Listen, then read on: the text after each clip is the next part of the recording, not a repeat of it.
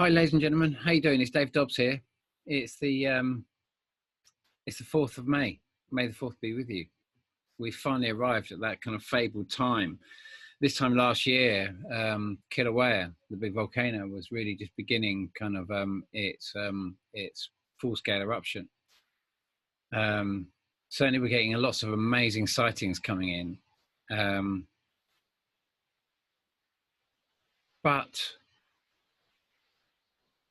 you know, this time last year, I had no idea that Kilauea was going to go off, or I had any clue in my timeline at that stage. Had not accounted to it for anything happening on that side of the solar system because of all the other sightings, and that's the only way I could really work it with my big kind of like, as it was, my old-fashioned kind of 200-day timeline, the one I began with, on a basic kind of structure of kind of like trying to work out how we could make these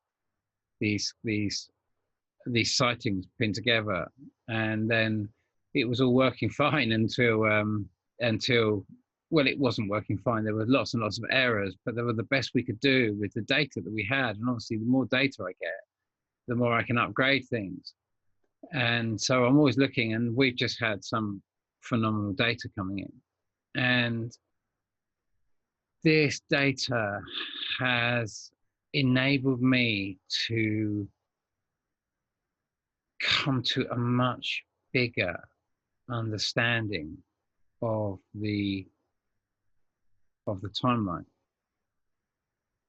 You know, we're already taking well, I'm already taking massive jumps, and we all are. You know, all my updates are as a result of data which we are collectively bringing in and going through. And you know, if I think about Steve Olson's shot that he just put up, we've got most remarkable images ever, a discussion on Emmanuel Velikovsky. Never say his name correctly, but so let's start with this very interesting shot. These two shots. One was I think one came in the day before. I mean, the video here was posted on the 1st of May, but I believe this shot came in the day before, and then he just posted this one, and it's quite a sensational shot really. And if this is the planet and we're seeing a projected light source onto this planet, or some form of kind of clever lighting, some fake sun kind of simulator, then you know, I really would be able to expect to see just that. And then this shot just before, just corroborating it. It's, you know, where Steve asked, could this be Jupiter? You know, I mean, you can imagine that we are really asking some fantastic questions at the moment, because the whole shape of the solar system, and it's going to be a really big evolutionary jump in my timeline that I'm going to take you through right now. Because is that Jupiter? I'm of a mind that this is what Galileo would have been seeing. I'm of a mind, and in that sense, I'm of a mind that this is the Jupiter, or what Galileo believed was the Jupiter he was observing when he saw the moons on around about 1610. Remember, the first dwarf planet itself was discovered in 1596, 97, round about that sort of time. I can't remember what the name of it now. It was something like Mirror or SETI B. Maybe it was just called Mirror. But anyway, if I can find the name, I'll slot it up there, as I often do, because it's so important that we keep looking at these pivotal points and these pivotal times in history to establish. Because, you know, that's you know, I'm just going to pull that down for 2 shakes and just have a this shot here that sunrises at 3 a.m. in Michigan, plus large cone coming off sun illuminating multiple lenses, coming off sun illuminating lots of lenses. So you can see this kind of like this whatever this is here, where someone sent him said that it's very unusual. We've got a lens flare, and it does rather seem like the lens flare is behind the clouds. And so what Blue Kool-Aid Oyar has done here is he's kind of changed the contrast a little bit and revealed the absolute conical feature of this, and this absolute device that is, I mean, it's one of the, I mean, these are, you know, these are some of the most incredible images I've ever seen in my entire life. Well, they're not, because I've seen so many here, I can't believe, but that it's left me. You see, I'd had Planet X. If I come now to, if I go back to this shot and then I come over here and I come to this shot here and I look where the sun is and I look where this is, but this, you know, you can see that we can see this red dwarf-like thing as well. You know, it's understanding the movements of it. If I come up here, let me just kind of bring you back to, come back to me one shake. And I don't know if I can make this work on this video. Before I go into a more advanced simulation, I don't know if you can see this, and I don't know if this is going to work at all, but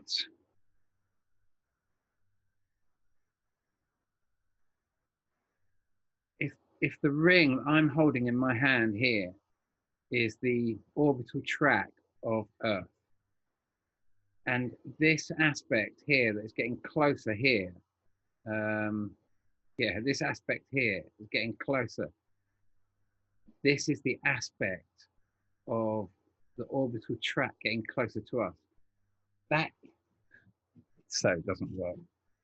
Ironically, that's how I use my system. Let me do that in the way I kind of like this. It's working with these basic rings, which are so crude and they can explain so little.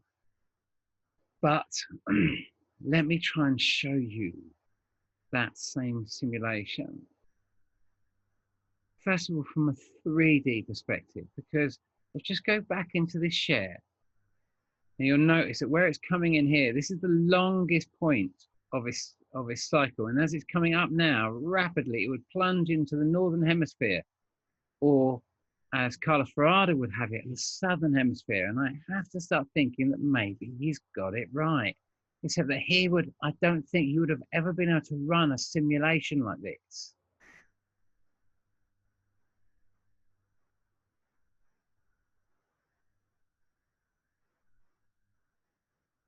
And not to say this is exactly correct.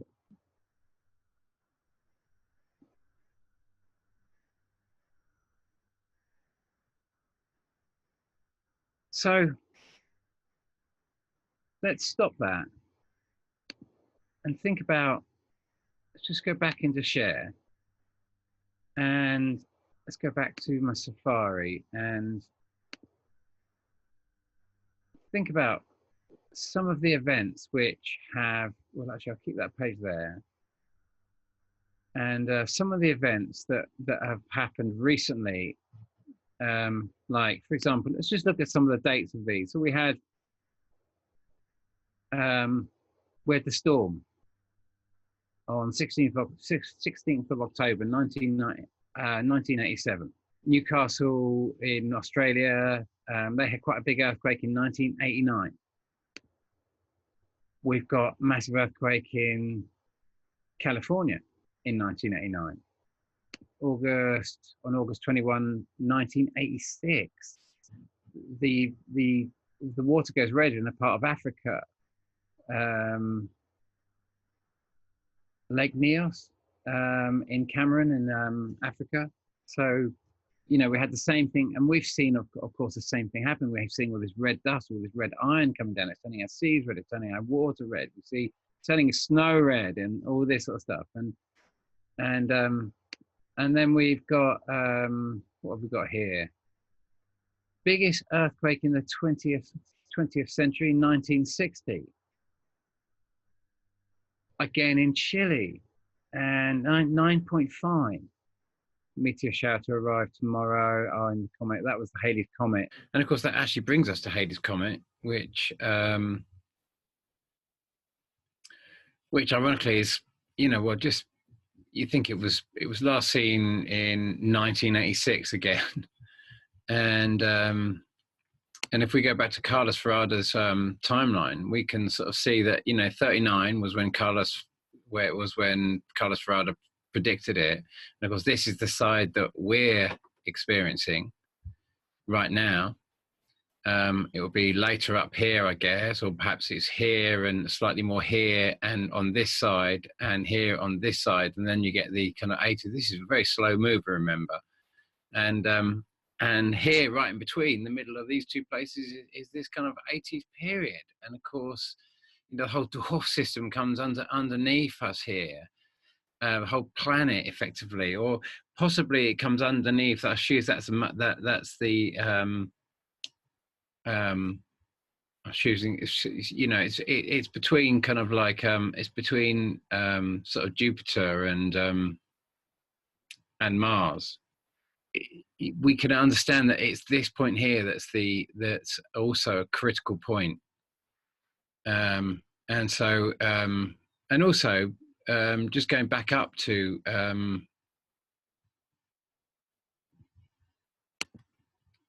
back over to this period, it's 75 to 76 years is how long it takes a Halley's Comet to come back round. And ironically, if we consider that 1939, so 1940-ish, was the last time it came into view, and then it came into view about sort of like had the first big earthquake in 2004. That's what I mean. We don't know if that's caused by a solar flare or what, but then you get to 2011, 2012, you're kind of seeing 60, 70, around 75 years. It's kind of like, isn't it ironic that Pluto comes to its point of crossing right now, and ironic that Halley's Comet just happens to have the same kind of, from one side of the solar system to the other, as we're seeing demonstrated by Planet X, it seems to have the same duration also. We're all just asking the same question, of all these kind of dwarf planets and everything else like that. Planet X as in the more kind of like algebra sense of the meaning, rather than Planet 10. And what else? We had the March 1989 geomagnetic storm, exactly the same occurrence.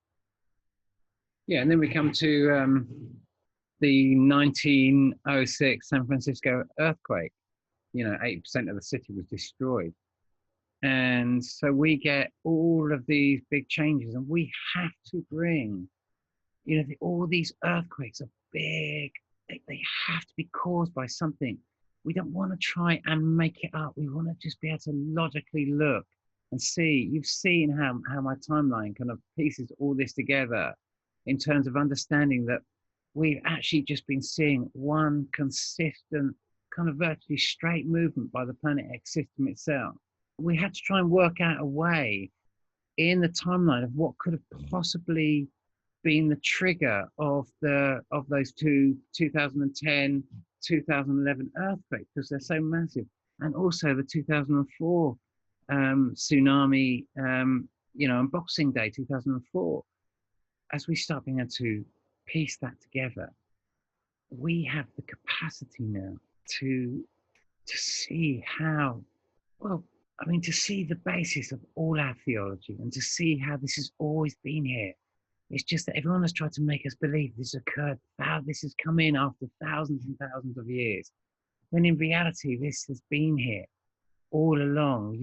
What we're going to do is we're going to go into this simulation package, and we're going to launch Planet X into it. And I don't think we're going to be able to make it run as I've made the binary history run in the last simulation, because it's much more complicated, because those two planets alone will likely pull the other planets off unless I open up the orbits, because the orbits that have been set on the simulations that comes with the program, as far as I can see, are all off. And I'll show you that. We'll upgrade, and then we'll try and we'll try to launch Planet X from using all the data of all these different things to try and demonstrate how that would come in. And it's going to be a complicated thing to get to, but I think now, like I say, that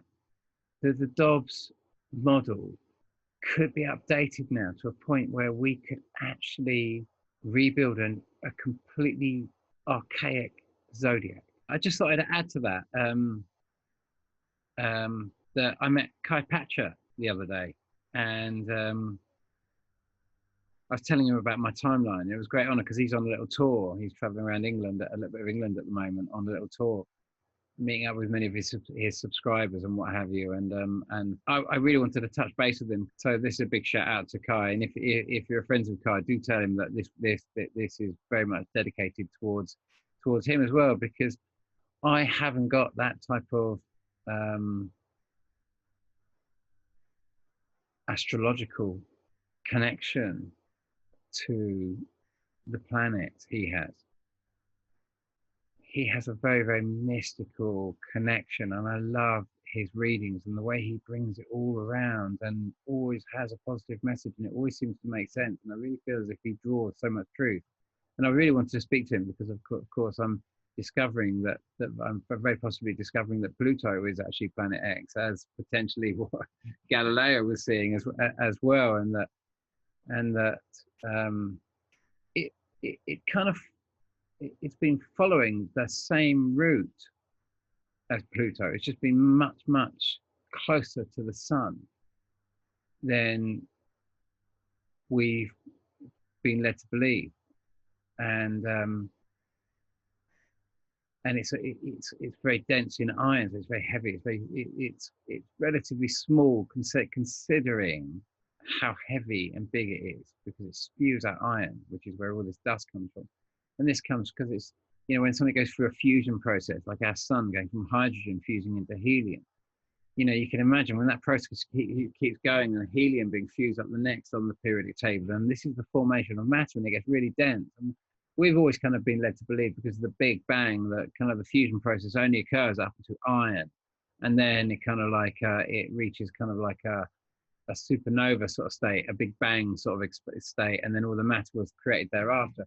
I, of course, am always so different, and I just think that creative process that goes from iron into the next up the periodic table is something that's how all matter is formed. And matter takes a very, very long process, and that process goes right up to the very, very kind of like some really the heaviest elements till we get up to, well, we can look at things like uranium, where it just cannot compress and form the next level on the periodic table because there just wasn't enough. And so it's gone from lead up to nearly kind of the next on the periodic table, but it's just, and of course it just bleeds off all those protons and neutrons before it becomes lead again. And this is the process of creation of matter on this in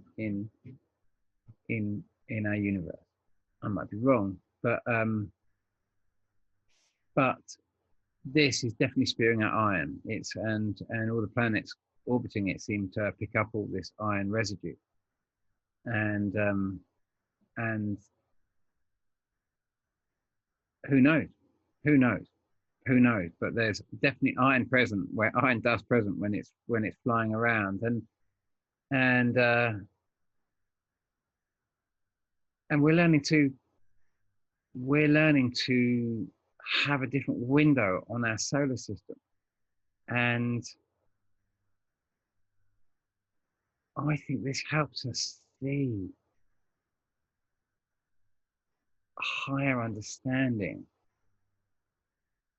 of when we can start realizing what our sun orbits and the cycles our sun is going through as a result of this. We can go higher if we can connect to it through the mathematics of our astronomics. I think we can have a higher astrological connection also. And I really felt that with, you know, when I first kind of conceived this with Nassim Haramein, and here's the first time I saw his model where he showed, you know, he postulated that that the Earth didn't orbit the sun, that which was profoundly mad to me. And then he showed me how the Earth was trailing behind the sun, effectively orbiting whatever the sun is orbiting. So effectively, we orbit this dwarf planet. Get your head around that. We orbit this dwarf planet, ultimately, in the most obscure manner. In this, as that animation is effectively showing you in a much more complicated 3D kind of way. So okay, so I'll just stop there, and I'll say, because I'm going to have to set up a different kind of recording to do the 3D simulation, because it's going to use up a lot of memory. So I'm just going to have to do this in small sections. I'd like to take you through it bit by bit, even though it will take me ages. For you, hopefully, it will be relatively quickly, and we can just rush through it, and we can just go through it, and we can just try a few experiments, and we can see what that looks like and what really caused the big earthquake in Chile and Fukushima. Why did they occur? And why do we get the big earthquakes 30 or 40 years either side of this transit as well? And that's what's going to be revealed in this process. Okay, so stay tuned. So, ladies and gentlemen, what we've got here is the solar system as we have come to know it, with all the objects orbiting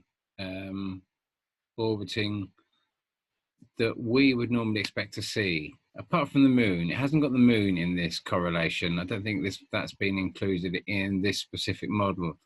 I think they've done that because it runs over a bigger period of time and a much faster simulation. So they've sort of streamed it down and they've taken a lot out. But you will notice that there is an addition of Planet X here. Let me just come to Planet X for a moment and see what Planet X has got next to it. Have we got any additions? I'm hoping that we've incorporated Nibiru into that, but I cannot see for the life in me where that is. Or maybe it was just so close. You don't see Nibiru in there?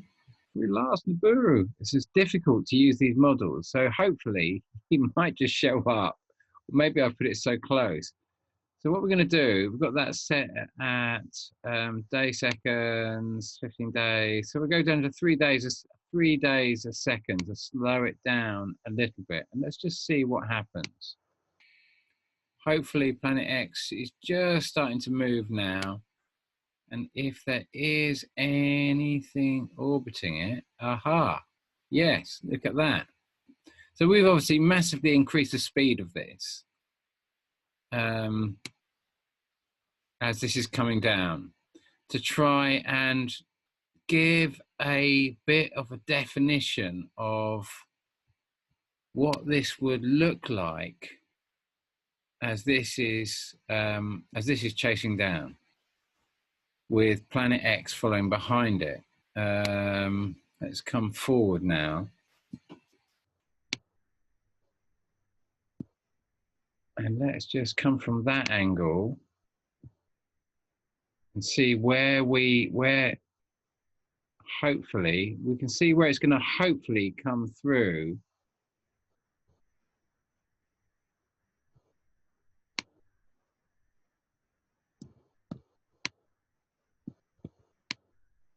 So let's look at it like that. That's coming towards us in this kind of spiraling motion with all these planets chasing behind it. And Planet X coming off there. Let's have a look at what that looks like. Why we see it as that kind of like, and see that shape of it. Can we see how that keeps coming off there? Planet X goes back out to the same place as it comes in. Can you see why it looks like this big on a pancake when you see it like this? So if we come in and we look at that from that perspective now,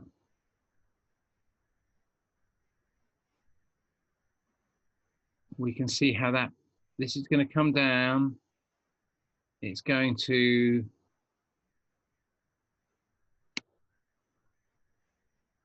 it's basically plunging into the what is for us the northern aspect, because this is coming down, you see, and so sorry, into it plunges down into the southern aspect.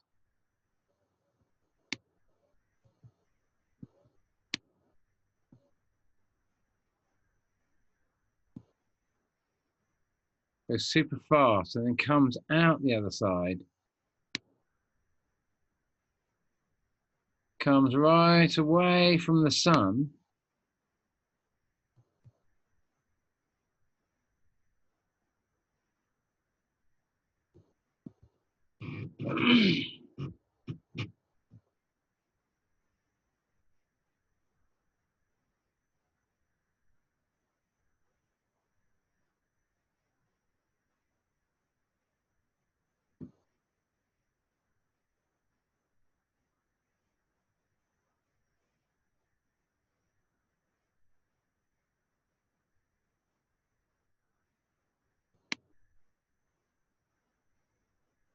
So it's far away from the sun there, and then it's going to begin cutting in.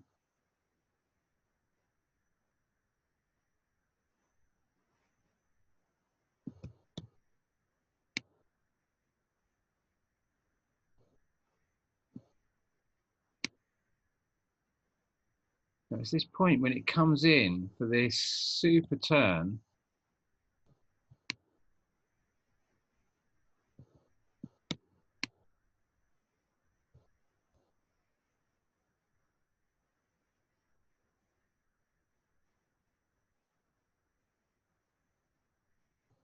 It's getting closer and closer and closer. So we're going to look at this relationship of as this comes in underneath, comes underneath Mars here, bash, coming underneath the orbit of Earth now. Now this, as it approached in, would have been the 1906 big earthquake in San Francisco. And then we come to the point of the crossing, which is coming up right here.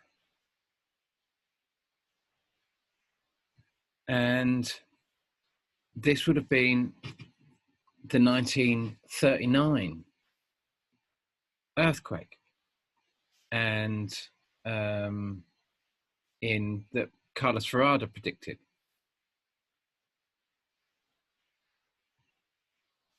Crossing the ecliptic.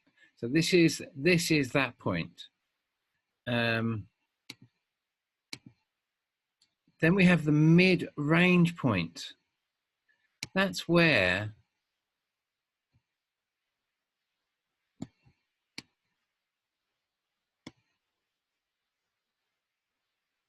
it's sort of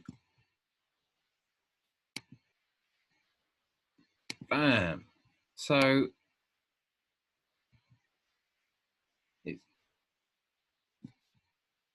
coming in behind us, so to speak, cutting across behind us.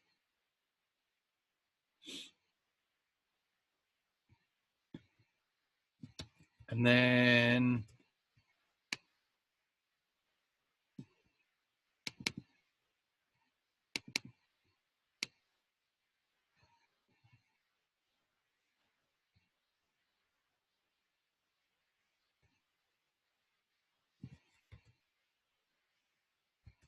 It's going down.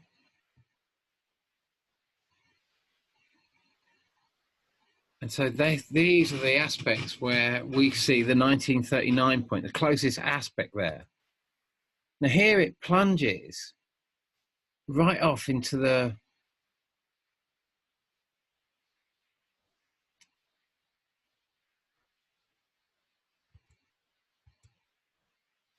this is the aspect where it comes through to the other side. And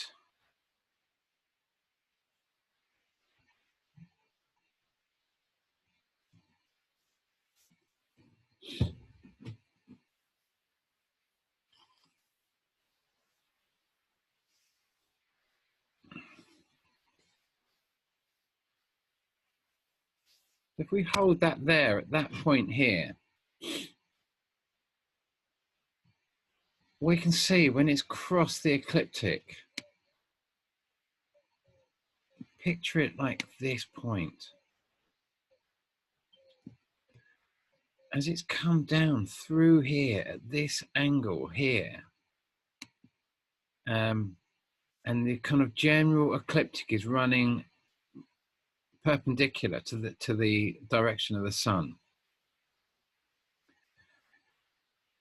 And the orbiting object is trailing behind this as this passes through here. So at this point here, you can imagine that there's a very close aspect at this point where the tail, either side of this trajectory, and then at this side, either side, that's going to affect it.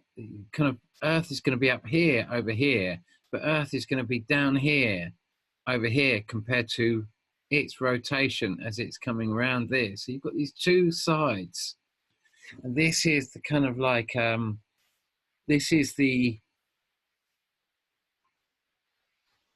you've got two sides, and you've actually got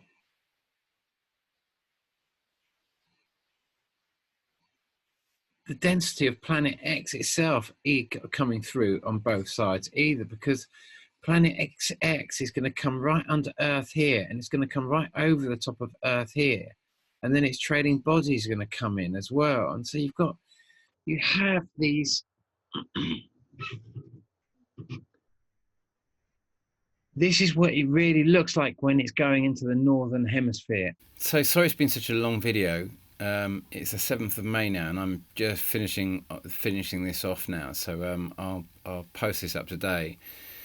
But I guess this is it's kind of a long way to kind of go through things, because we can see that I've potentially made loads of mistakes in this, and I have without a doubt made loads of mistakes, but it's been this kind of starting process of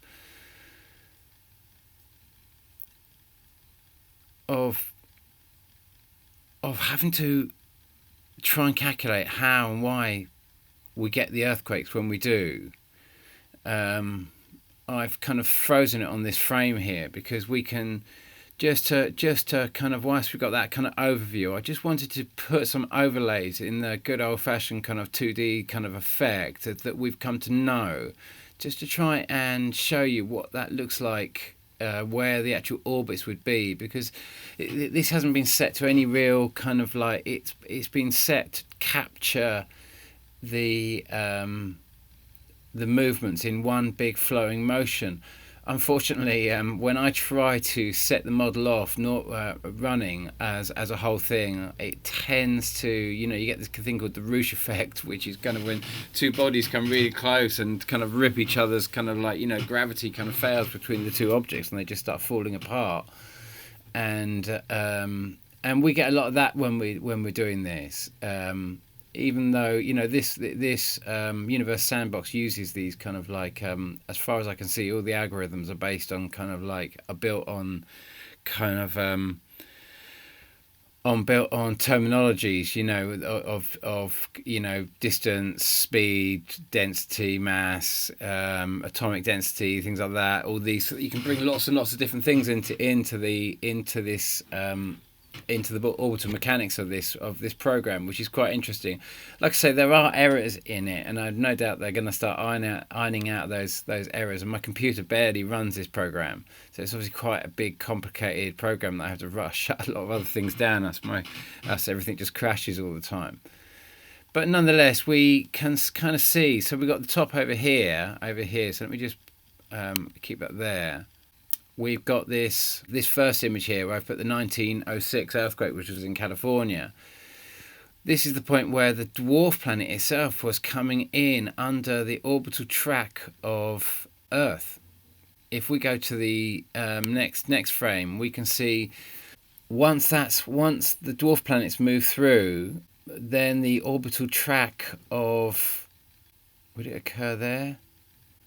See, this is the big thing. You can see I so desperately challenged. I've put those two rings in there to try, and I'm still, I can't be honest with you, I'm still puzzling as to, when I look at this, I can see that I can see from this that the Fukushima earthquake and the earthquake 1 year and 13 days before, which was like a 13-day difference in astronomical positioning, two standalone massive earthquakes that are comparable only in our history by the 1939 earthquake, really the 1906 earthquake, the 1960 earthquake, and 2004. Do you know what I mean? These are pivotal kind of standalone earthquakes that make all other earthquakes seem quite piddly and small. Saying that, yesterday I've just seen we've just had a 7.1 come in it came in yesterday in Papua New Guinea. So we are coming into that era now where we are getting very, very close to the dwarf planet is coming over the top of us now, and it's not passing through the ecliptic as I thought at all. It's still in the it's actually still in the what would we consider the southern aspect down here, the lower aspect of our solar system, which I always thought that it was kind of like diving out through into the north and over the top like a dolphin diving out of the water, out of the ocean, and just coming clean out, doing an arc and then diving back in. I always thought that arc point was in the Northern Hemisphere. Carlos Ferrada has it in the Southern Hemisphere. All our current science is that the sun is moving in the opposite direction, but I've got to accept that when I saw it on the 28th of when I first saw it myself on the 28th of August 2015, after all the research and I actually saw the actual dwarf planet, or what I believe is the Blue Kachina thing that Steve was showing I showed earlier on in the video that Steve put up where he's asking, is this Jupiter? I have to assume it hasn't crossed the ecliptic. I was assuming it was going down between the sun and kind of Venus, getting really, really close. But it's not as simple as that. It's coming across the very top of our sun at the moment, quite above us, and it's trailing bodies. It's basically, before it passes out underneath Mars and heads into between what I'm assuming is between Mars and Jupiter. And there's a lot of debris all there, like the Kuiper Belt. There's a lot of debris there already, and so that could be indicative of the movements of that, and demonstrating that that's where the main action seems to happen. I mean, it's so difficult, and still I'm at the very, very I'm at the very early stages of experimenting with this in these type of models, but this is the way we're going to have to go if we really want to understand this now, if we want to take this to this next level. This is the type of level. So what comes next after that? We've got the other side.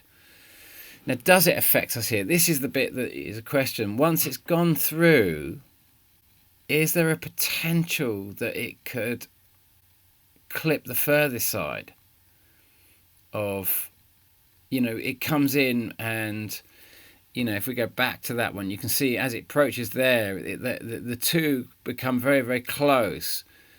And could it affect us there? Is that the point where is that 1939 or is that 1939? And then we've got this here, this kind of midpoint, this point where Halley's Comet, where we would consider it to be Halley's Comet, because the whole orbital track of planet of Nibiru orbiting around planet X is far enough away from, it's beyond the sun. This is the big debate for me in my mind at the moment. And I've got to run now another correlation, making the actual getting the orbit of planet X right, getting these two objects chasing behind, because I could see that Fukushima and sorry, I was going to say that earlier. I could see that Fukushima and the Chile earthquake 1 year and 13 days before were actually caused by, if I go here, they were actually caused by Nibiru cutting very close to the February March position in 2010 2011, and then it's basically come down, and as it's come through, it's gone through a steeper path. It's moved through a kind of a wider diameter aspect of the orbit of Earth, going around the sun as it's come through here. This is possibly, I may still be wrong, but the evidence does seem to be that the actual dwarf planet itself is actually, this is where Steve put it. Actually, this is where Steve had it. Steve was convinced last year that if we were going to get an eclipse, it would more likely happen in kind of like in the May time. This is where he had planet X. I just had to keep planet X at the February March position, because until I could actually, this is how we kind of see how in the aspect here, why it appears to be behind the sun when it's over here, why it appears the kind of Nancy Leader parked behind the sun kind of quote that we stumbled upon when Nancy Leader was talking about this in 2004, before the 2012ers obviously, and way before all the kind of like this whole Planet X story has been going on right through a whole last century, and it's going to dominate the obviously the first kind of like the 20 years of 20. We're going to get. Let's keep going down. If we assume that that's the midway point, and then we come down to the next. Then we come down to the next phase, which is this the phase we're in, or is that the phase we're in? I'm of a mind that that's the phase we're in here.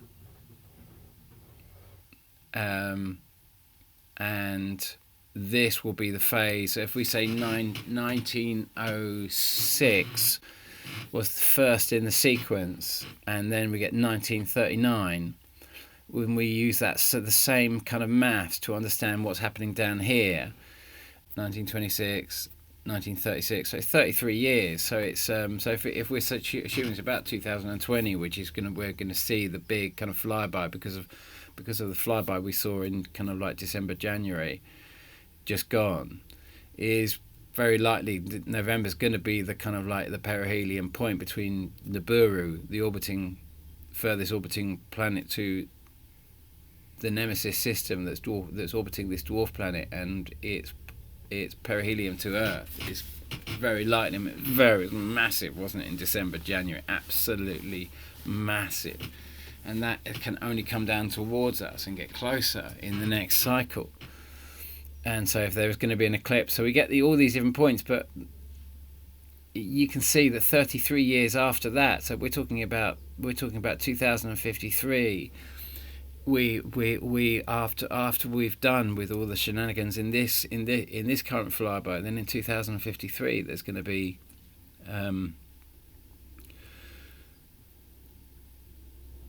to be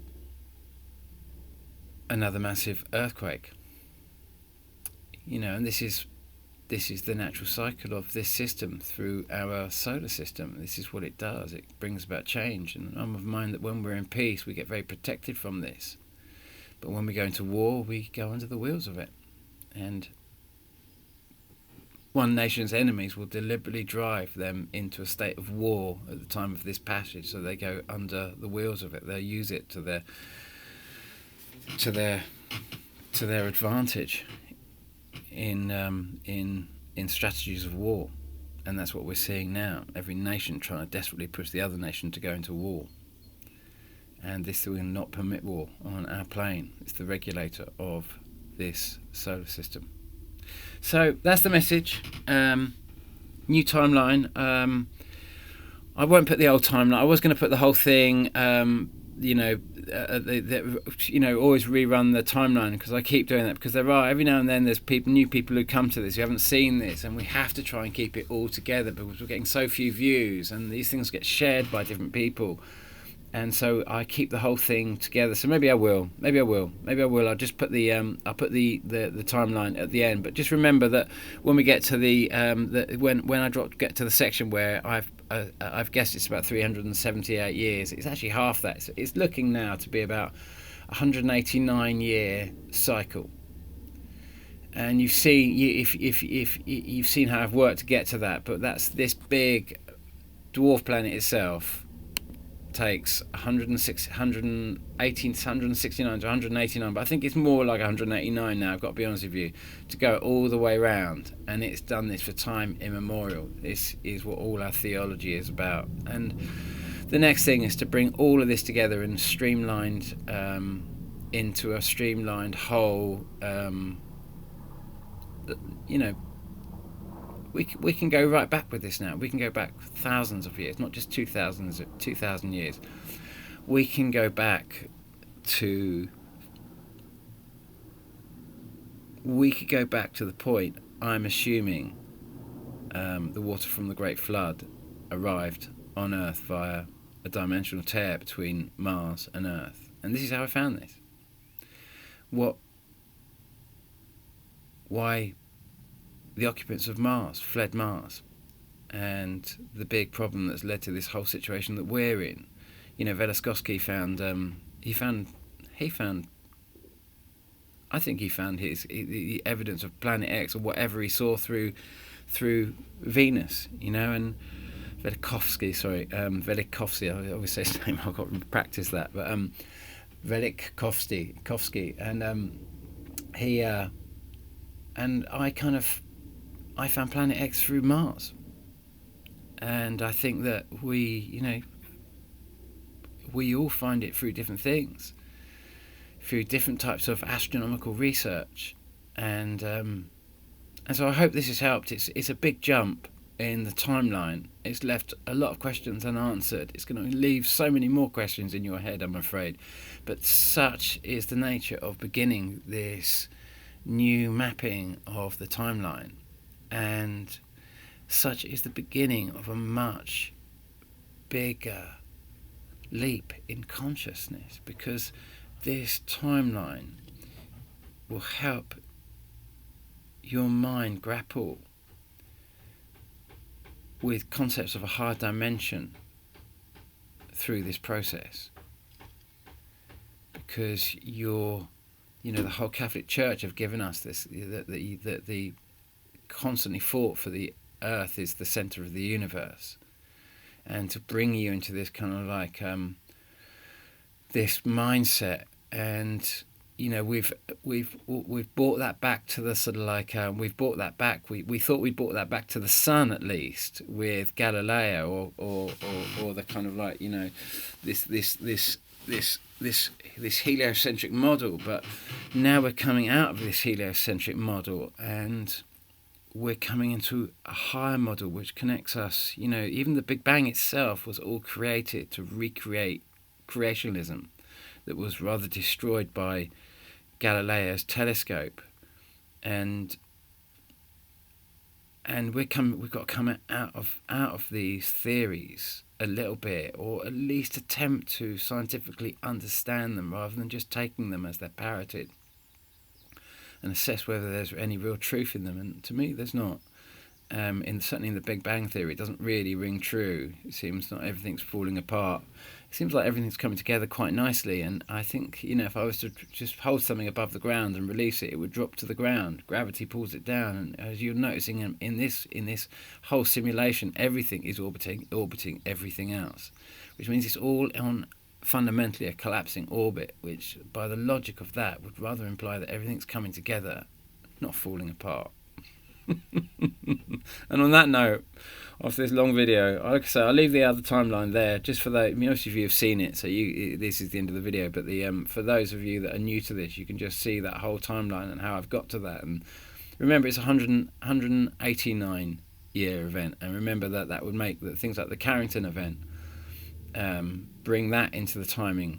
What was it, 1859, when all the pylons just suddenly caught fire, just like we're seeing all these electric fires that are occurring now with this massive build-up of electromagnetic energy, super high amperage, super low voltage but super high amperage electromagnetic energy that is just ripping through our planet at the moment, sending the human resonance absolutely off the radar, giving our souls the biggest workout they've ever had. We are right in the midst of the biggest tempest you could ever, beyond your wildest dreams. We're being absolutely seriously messed with by the electromagnetic energy ripping through Earth and ripping through our solar system with the movements of this thing. And it's affecting us profoundly. And we've just come through, this is for the likes of Kaypacha and that sort of stuff. We've just come through a kind of like a retrograde movement of the Planet X system, if you like. It's like us approaching Venus, from just before, it's like Venus approaching us, so to speak. And as it approaches us, it comes up, it appears to go into retrograde until it goes past us, and then it's suddenly accelerating again. And we've been having this experience with Planet X. Planet X has been effectively, as it's been going past us in comparison to where we have been, it's basically been retrograde. That's a big one. That's a big one to deal with. That's a big emotional. What comes out of this ultimately is just singularity. That's all that comes out of it. This is what this delivers. Every time it comes around this close, it just delivers singularity. It rips away everything, all the interference from this planet, all the psychic hacks, all that stuff gets ripped away. One human, one big backseat driver, just like the Colburn Bible says. It's just like, that's what this does. It's the big cleaner. It's the cleaners. They just clean up the psychic energy of Earth, rip everything that doesn't serve this planet away. That's all it does. Other than that, it's business as usual. Take care. Ciao.